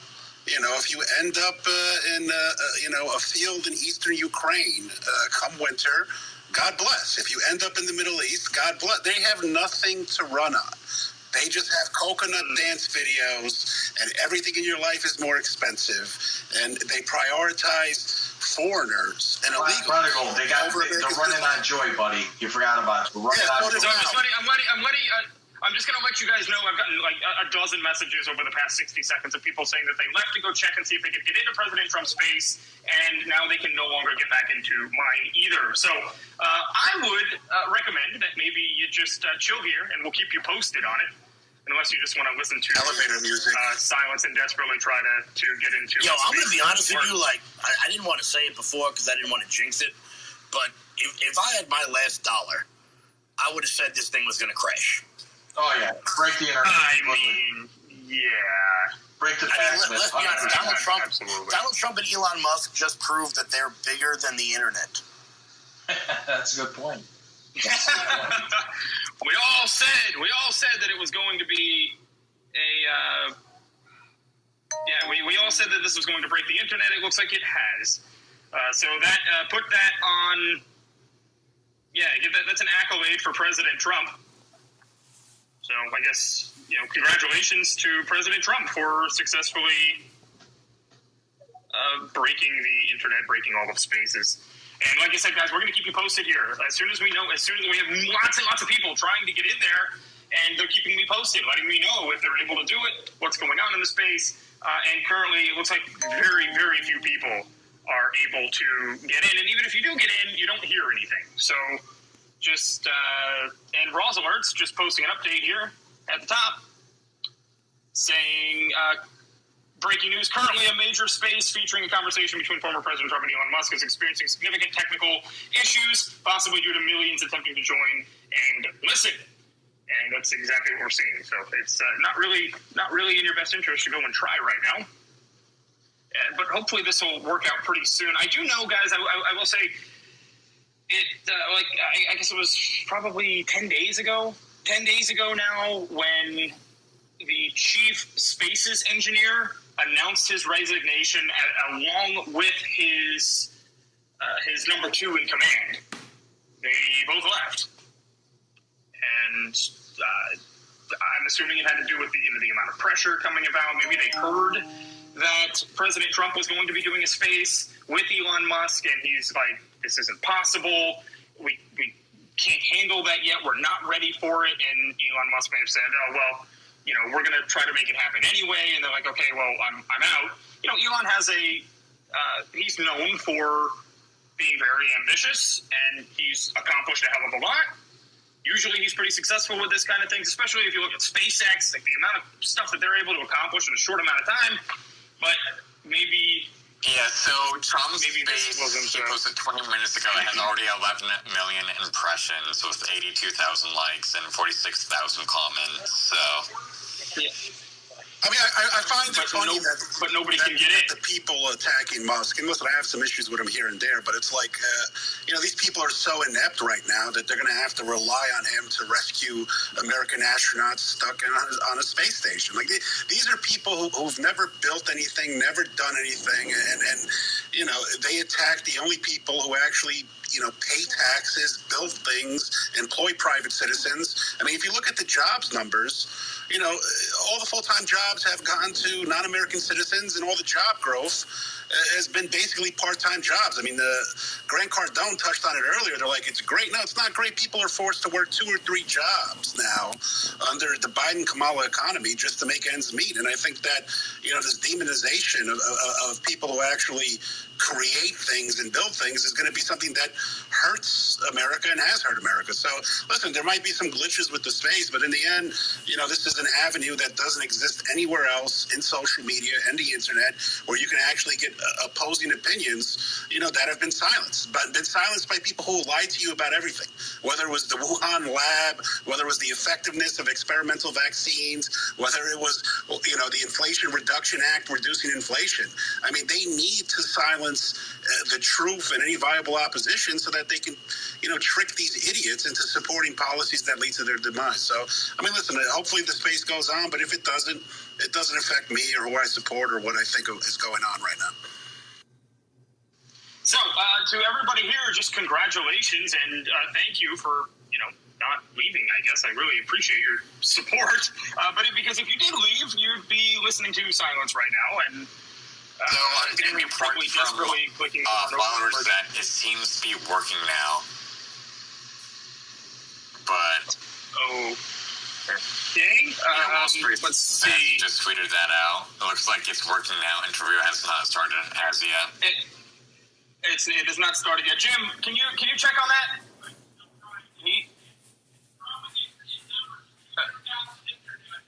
Okay, are you able to get in, Jim? Okay, Jim. Yeah, currently Jim Papp currently can't get in. Apparently, maybe some people can get in, some people cannot. We're working on it. I know I can't get in on PC. I'm trying to log in on PC, and I'm not able to do it. But it might be like a mobile thing. Then I don't know. I'm running PC, desktop, and laptop right now, and I can't get nothing on. But regardless, guys, just know that after and I do have faith that this is going to work. At some point, this space will launch. It will proceed. President Trump will have a conversation with Elon Musk tonight on X, even if that means that they have to do a live stream instead of a space. They're going to get it done. Guarantee it. It'll work. So we will hear that at some point tonight. And after that is over, we will have our after space here. Just remind you again, with Alex Jones as co-host, Laura Loomer, Gunther Eagleman, lots of different MAGA folks. It's going to be a full-on MAGA space, and it's going to be fully American. Run by Americans, co-hosted by Americans, full-on MAGA space. That's what we're looking forward to right after President Trump is done with his interview with Elon Musk. And no, the Cranston scenes will not be there for anybody in the audience section. Apparently Drew Hernandez is in on my network, so if it starts playing, you want me to play it? Yeah, definitely. I also have it on my other phone, so I can also play it too if you want. Okay. Yeah, so basically we're going to keep you posted here on when this starts, when they start speaking, when there's some sort of audio. A lot of people, I literally just now got this message this second saying I literally can't open any space, including yours, that is conservative. Lots of reports of that. And hopefully there's... That's how you know we got the good stuff. We got the good stuff here. Yes, so by the way, guys, we do have the largest... we have the largest currently functioning space on X. So congratulations. USA. Really appreciate USA. Anyway, no shade at anybody else. I just letting you know. Hey, Nick, you mind if I drop in with a little bit? Yeah, may as well. It'll shut me up for a second because. Yeah, I'll be real quick here. I just wanted to let everybody know that the Democrat district attorney here in Harris County, who at one point did take money from George Soros when she ran the first time, she has announced that she has an investigation into the Harris County elections in 2022, and she's going to be announcing her findings tomorrow at a press conference. We suspect that she's going to. Yes, indeed. Harris County what? Harris County, Texas. This is Houston, Texas. And so this is the largest, third largest county in America, but largest county in Texas. And she also is the same Democrat district attorney who endorsed Ted Cruz publicly last week. I was at that event when it happened. It was a big event. And then, this was timed 1 week later. And we are going to find out that they indeed basically altered documents. So the Democrats did cheat in the 2022 election. We have it all documented, is what I expect to hear come out of her mouth next week as she spills the beans on her own party and levels with the American people on what Democrats are doing. And this is important to everyone in the rest of the nation because it sets precedent and allows other counties and states and cities to look at what's going on in their Democrat stronghold to make sure that they're not pulling the same tricks. So we're investigating the Democrat playbook, exposing stuff with it, and we have people in their own party that took George Soros money that are turning on their own.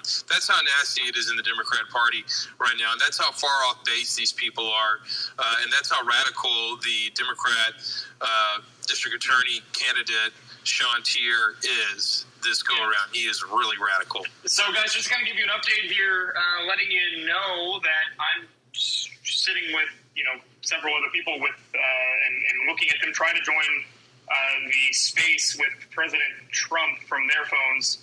And it basically, once you try to join, it kicks you out immediately, says that this space has closed, and then you can't rejoin any other space. So as soon as you disconnect here, you're not going to be able to rejoin, most likely. But as soon as you do, as soon as we start hearing something, as soon as we know that you'll be able to connect, we'll let you know. We'll close this down, and then we will restart immediately after President Trump is done with Alex Jones and Laura Loomer and folks. So just stick by here. Right now, there is no. So for the people that are in the Trump space, these are people that were there very early on for the most part. Those are the ones that were able to join. If they leave, they're probably not going to be able to rejoin either. But all they're hearing right now is elevator music. And until people are successfully able to join the space, they're probably not going to start talking. But if they do start talking and the glitches are still rampant, we're going to stream that right here in our space for the people that have hung on and stuck with us through. Nick, I will say one thing. I see a lot of blackpilling and doomsdayers regarding the state of the Trump campaign. And listen, I can't deny that Kamala has arrested the free fall under Biden. But the reality of the matter is these are people who don't know Kamala yet, and this is just a bunch of people relieved that they don't have to vote for Biden. When you look at Trump, whether it's 2016 or whether it's 2020, he's in a much better position he has ever been at this point since he's run for office. And in 2020, let's not forget, he lost by 40,000 votes in a handful of states where they miraculously shut down voting and in some instances kicked out poll watchers to do it. That's not the same this time around. So, I will say all the naysayers, look at the real clear polling average for battleground states, look at the Washington Post average for battleground states. He's ahead in 5 of 7, right? He just needs a handful. And this is a much different dynamic than it was in 2020 or 2016. In some instances, you had rollbacks, right? Pennsylvania, their Supreme Court decided that these mail-in ballots need to be post-dated. You see Virginia has made moves. In Georgia, similarly, there's been moves towards election integrity. So this is something where, you are literally facing probably the most massive propaganda blitz since the COVID lockdowns. And, they want to demoralize you. They want you not to come out to vote and to believe it's over. It's not. Compared to 2016, compared to 2020, we've never been in a better position. We won in 2016. I personally believe we probably won in 2020, and they cheated to do it, and it took them a couple of weeks to find 40,000 votes. They're not going to have that. We have the case law. We have the dicta. Last time they used procedural tricks. They said, oh, you filed too early. This can only be done after the election. Oh, you filed too late. You should have filed before. Oh, you don't have standing. You haven't been injured. We have the case law now. And a lot of judges who were scared to touch this issue after seeing the debacle of 2020 and in 2022, Tom just brought it up. There were major issues in Maricopa. There were major issues with Harris County, etc. There's going to be a fleet of lawyers ready to file injunctions as soon as these shenanigans start. So just be careful with the amount of alleged right-wing MAGA influencers that are now anti-Trump, who make their living off of basically the clickbait and other things of that nature. We are not in a bad position. Could we be better? Yes, but the messaging has just started regarding Kamala. People forget this is somebody who was so unpopular she had to drop out before the first votes were cast in the Iowa caucuses. So just keep at what you're doing, because in the end, the truth always shines through. And you know what? I'll agree with that statement. And one more. Let me say this. As soon as we get Kamala Harris on Twitter Space, and she starts cackling, and she starts with her profound moments of brilliance that she comes with, when stumbles over her words the whole times, and we're unburdened from the burden, then burden of having money. Yeah, because we're unburdened from our money after 4 years of her and Biden. We're going to wind up, not us, but I mean, anyone else considering to vote for her. Unburden your money in future to hold on. To illegal. Guys, Elon just tweeted, there appears to be a massive DDoS attack on X, working on shutting it down. Worst case, we will proceed with a smaller number of live listeners and post conversation later. That was from Elon Musk. Yeah, like I said, it would just be the dangest thing if there was a third party that was going to dive in there. And, Call that I'm glad we didn't end here, because what Elon is basically saying right now, he's saying, a massive DDoS attack, which is essentially, I don't know, I'm just going to say this in very, trying to say it in layman's terms here, it's a denial of service attack. Basically, they're sending somebody, some sort of actor, based on what Elon Musk is saying, is sending a hell of a lot of bullshit traffic to X in order to basically melt the servers. I know that's a probably close. It's good enough for the layman. That's good enough. It's not corporate media is this as foreign interference on behalf of the Kamala campaign. I mean, you literally had a foreign actor, break into and leak materials from the Trump campaign. Now you basically have either independent foreign actors or foreign nations. This amounts to a massive donation to the Harris campaign. It's not a massive donation. My point is they painted Trump as a Russian asset and closet spy based on nonsense that was debunked in the Mueller report. But when you have the same thing happen on the left, they say nothing. You look at how they covered Trump's tip thing. They said it's going to cause a $250 billion deficit, CBS News says. And then when Kamala does it, they go, oh, my God, it's so great for the working class. Meanwhile, she cast the tie-breaking vote to make sure the IRS went after service workers' tips. I mean, these people are just outright propagandists, prostitutes. Say anything to get elected, low-life politicians. Did I get it about the media? Right? Well, yeah, these people have no moral compass anymore. They'll say anything. They'll pivot. They'll change. I mean, be real. I mean, that's what the American people have been waiting for. Be real. You are what you are. Oh, well. And we got that with Trump, but then they wound up beating him up everywhere they could because he was real. He was real and unpolished and raw. And now we have to contend with Obama, who is the smoothest talker probably of our generation that we're ever going to see. Now we have this infrastructure that was built around him to protect him in what I call the racial force field around him. Oh my God, can't challenge him because he's the first black president. So that wound up allowing him to do things that most other candidates or presidents could never do.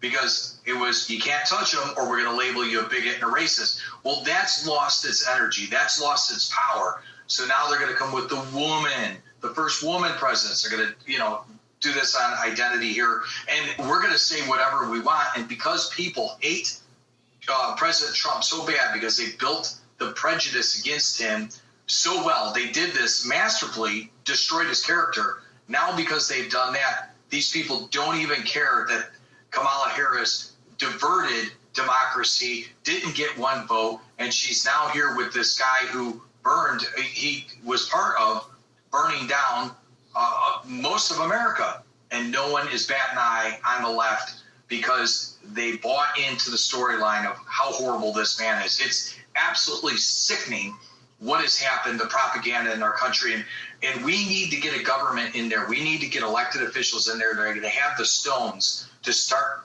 to pull away the power the government has on distributing propaganda, starting with the Smith Modernization Act of 2012, to start to pull those tools away from them so they can't lie to the American people. And the American people need to look around at one another, look at their paycheck, and be like, wait a second, I'm in control here. Because that's how this country was built. That's why we are a constitutional republic. We are in control here. And government needs to start to understand that.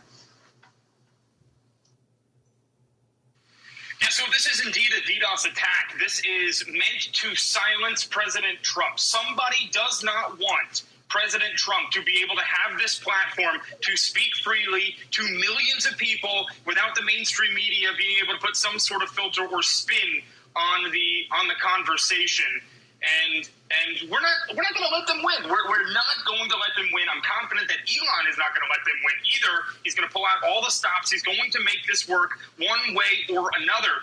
As I said earlier, even if they don't do a space together, they can do a live stream together right here on X and probably throw this together, within the next half hour. They both have massive teams on their sides. They can put them, even if they're not together, which I don't think they are currently. I think they're in remote locations. Not 100% sure of that. But even if that is the case, they can make this live stream happen. Hell, I'm just some guy that whines on this platform for a living, and I could throw that together in a half hour. I know they could do that. Live streaming on X is a little bit more resilient than Spaces are. As I was saying earlier, I said that, my Spaces have been attacked before. I'm not saying they've been attacked by Iran. I have no idea who they've been attacked by. I have guesses, but besides that. And Elon Musk actually just came out and he just said another tweet here. He said, we tested the system with 8 million concurrent listeners earlier today. And I'm assuming the results of that test were positive, or else they probably wouldn't be moving forward with this. But this is not a difficult thing to do. A DDoS attack is not particularly difficult for even some kid in his basement to do. It doesn't even have to be a nation state. It can just be a small group of, even low-funded people. It could be NAFO. Who knows? I mean, the left has a bunch of doxing and hackers that love to just terrorize people for engaging in free speech and pro-American policies. I mean, there's a lot of people who hate America and love foreign nations and foreign war and everything that goes along with it. So who knows? Nick, I just got word. Elon Musk and Donald Trump heard you just talking right now, and he said, hey, this guy Nick is right. Why don't we just do a live stream? Or they collection. I heard her palms to forehead I was like, wow, they heard you, Nick. Damn, I'm voting for Kamala if they're listening to Nick at this point. Hey, I'm just letting you know, our space currently works. So if anybody wants to reach out to the Trump team or Elon and invite them here. Well, there goes the space. That's what we'll do. We'll just have them here instead. Our space is currently live, and I don't think anybody can actually join though. And all the people that are messaging me are telling me that they're not able to actually rejoin the space once they leave. Yo, I'm just thinking about how pissed off Trump was at CBS for being 35 minutes late. Probably back to behind the scenes. He's gonna come in and be like, you can't even get your fucking spaces working right. Oh, your big fucking servers. You couldn't even get them going right, huh? I've been sitting here. I was respectful. I was 35 minutes early. You can't even get your shit together, huh, Elon? He's literally gonna start the space up. The guy thinks he's going to Mars. He can't make a phone call. We ain't going to Mars. He can't even get a fucking space going. I feel very bad for them because I know that the Spaces team has been working. I've seen it. There was even just earlier, even right before. So the thing that kind of worried me just a little bit, and I will say this, we have an intimate group here of, I guess, 3,700 people. So I guess I'll just say this in front of the intimate group of 3,700 people because nobody else can join. So this is pretty much our little fireside chat at this point.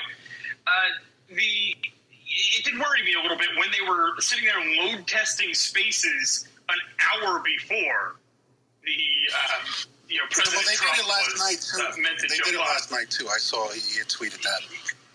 Yeah, and I guess maybe they were just confirming it again, but it's who knows. Unfortunately, Brian Krassenstein keeps messaging the space saying, "Can you let me up?" Meaning the Donald Trump space, because he thinks Donald Trump's going to let him up.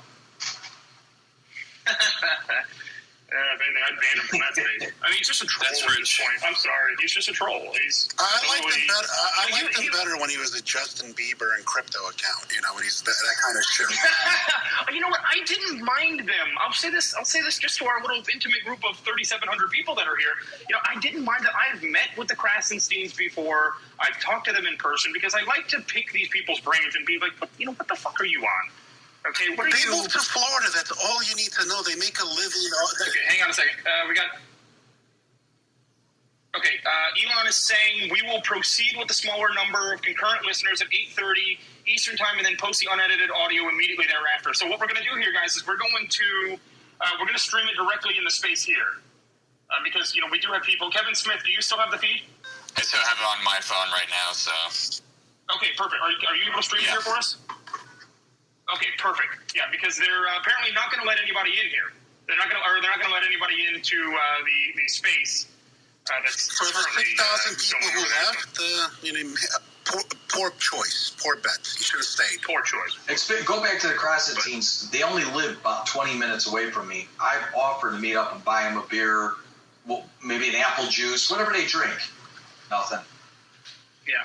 Why don't they live in a blue state? I mean, why are they running to red Florida? I mean, they're just people who make a living off of this, especially on the left.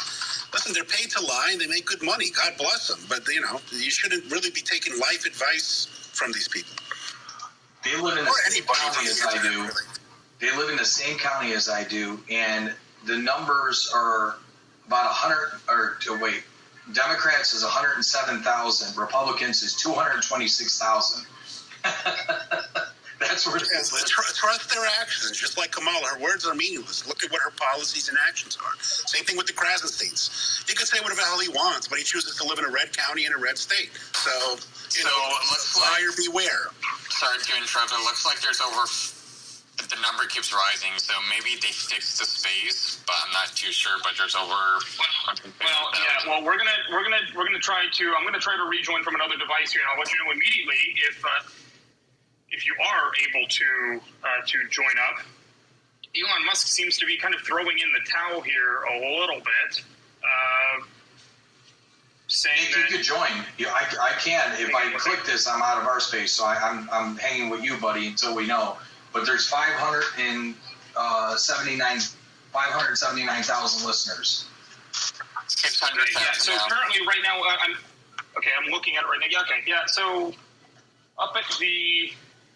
Okay. Well, what I'm going to do here is I'm going to keep this space running here until I get an update on whether, because there are still people that are struggling to join that space, and until I get confirmation that everybody here, or not everybody here, but other people that are actively trying to get in there can do so. Music is 650,000. Let me turn the volume off. Gotcha. Okay. Sorry, hold on. I don't want to mess with them and get kicked out. Sorry, hold on.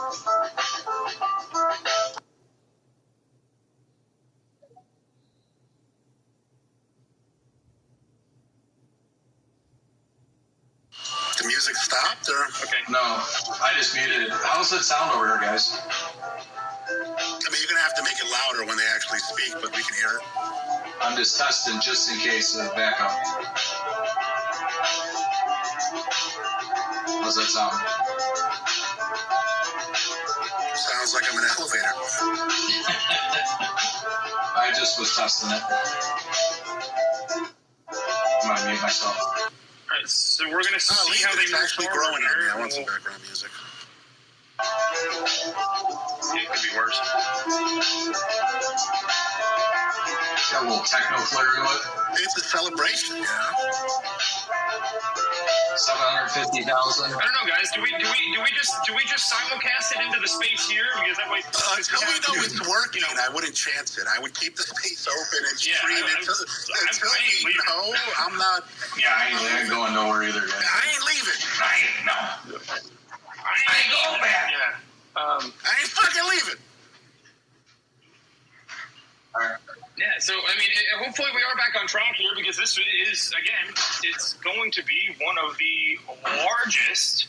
All right, I'm going to get my power cord out here, too. ...interviews. I mean, this is going to be the largest stream ever on X, by far. What'd you think of the campaign ads that Trump has been tweeting today since he's been back on X? I mean, I think they've been very effective. Oh, yeah, so that's another question that a lot of people were asking here earlier, Prodigal, is what does this mean for, it seems to me, this is my guess, this is my honest opinion here, as we wait for this to figure out what's going on with this space here. It seems, it seems like what's going on here is that the Trump campaign will be running the real Donald Trump account here on X. That's what seems to be happening. And then Trump will continue spouting off on Truth Social. That's where you'll see your quote-unquote mean tweets and, him throwing shade at Kamala Harris and, Sleepy Joe and whatever else. I think that's what you're going to continue to find on Truth because, it seems like there was an agreement in place with the investors of Trump Media and Technology Group for Trump to have some exclusivity over there. Because without Trump, what is Truth Social? So they have to keep him there. And so I think this will be a campaign account. Real Donald Trump is going to end up being a campaign account here on X. In my opinion. Yeah, it already is. All right, yeah, I'm fine with that. And it's working. 9,000. Okay. So we're monitoring this. We're waiting for this. There's no activity over there just yet. Yo, I think they need to unplug the space and plug it back in. No, they've got 800,000 people in there already. They're not gonna. I left. I got in after about 30 repeated tries, but it's too boring, man. It's just. But I thought the music. I thought the music doesn't play that long. I thought it played. The music keeps going and going and going, and then it loops. The music isn't playing for the rest of eternity. You can't request to speak now. It's already maxed out. Yeah. Apparently, Elon just got booted. All right. Elon just got booted? Yeah, Elon did just. Yeah, that's a big right now. Oh my god. Yeah, really. I wonder how much this has to do with the lack of funding thrown at Periscope X platform. Now I don't feel so bad that I got booted out of Mario space, knowing Elon got kicked out of his own. Who's Mario? Oh man. Ouch. Come on, I got to provide a little bit of levity here. That's why I'm here. Yeah. But anyway, yeah. So anyway, guys, refresher space here. We are welcome to the space. Welcome to the space that is currently working. This one is working. Yeah, I don't have anything I need. I mean, to an extent, people still are having trouble joining here because keep messaging me being like, "Dick, why can't I join your space?" It's like, well, because the internet is broken. That's it. Internet is broken, guys. Donald Trump broke the internet. That tweet that I made on that, oh my God, that's gonna end up being my most liked tweet of all time at this point. He just said 27 minutes, 276,000 views, and 20K likes on that. Literally just tweeted President Trump smirking, saying it's official. President Trump has broken the internet. Wow, that did way better than I expected it to. But anyway, it's true. Yeah, it seems like President Trump, one way, no matter how you square it, no matter how the mainstream media is going to try to sell it to you, President Trump has broken the internet, folks. That's what happened here tonight.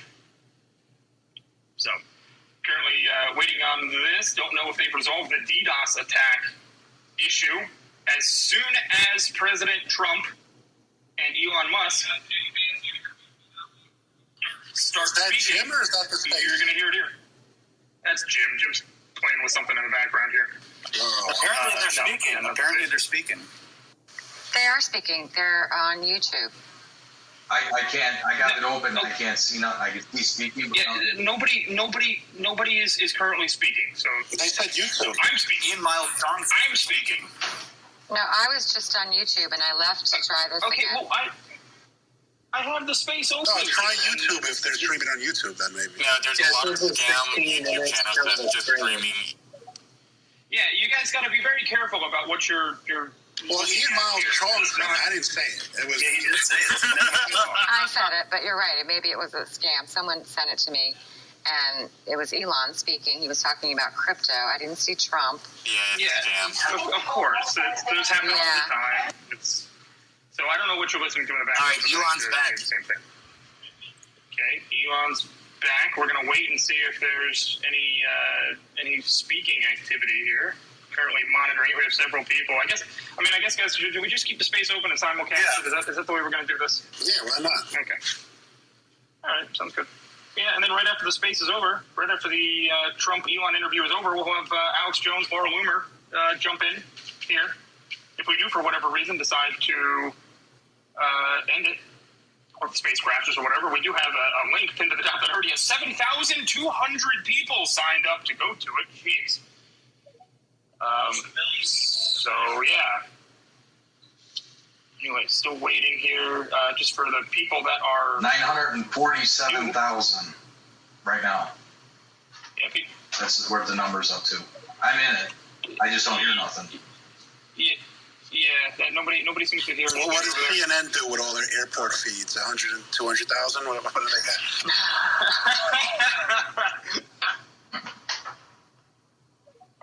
For the longest time, that was their top market, actually, funny enough. Well, they pay CNN for it. in the airport. So their numbers were all inflated by airports.